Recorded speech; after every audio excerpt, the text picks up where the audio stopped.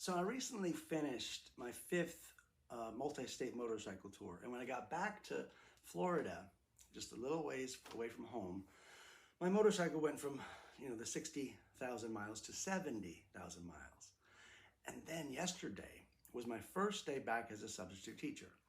And I was doing art class, and we were making trading cards. All the kids could make trading cards, and they had to use original art. And there was a number of them that used 6, 7 in this thing. And I'm like, what is going on with this? And a few of the kids were trying to explain to me this whole 6, 7 phenomenon, which I didn't get. And then I get back home and I look at YouTube, and there's a video about where this 6, 7 thing came from.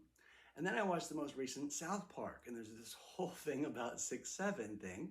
And of course, they're also covering Peter Thiel, knowing so much about the Antichrist, because we all know how wonderfully religious billionaires are. And so they totally mock him and his whole talk about the Antichrist. And of course, I come from that Christian culture that just totally honors the story of the Antichrist and all that.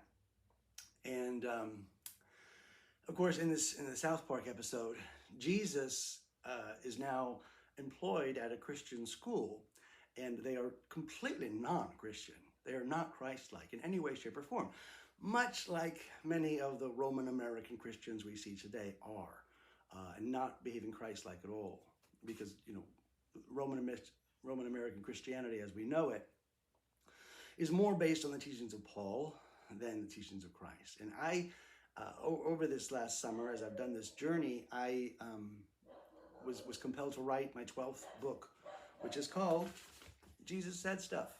Look at that. I designed the cover and everything. So it's currently 180 pages, typewritten, of all the things that Jesus said in the 4 Gospels. And I have gone through every single word Jesus is claimed to have said in the 4 Gospels, and I've written them all down. And I'm amazed at the things that I did not find.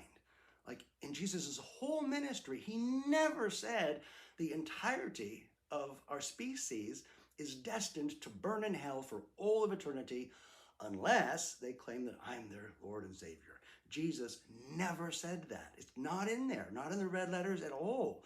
And you would think, if that were as important as like Paul said that it was, and which evangelical Christians that base their understanding of Christ on Paul, you would think that Jesus would have mentioned how desperate that situation was, and that they need to be saved from hell and all that. And yeah, Jesus didn't really mention that.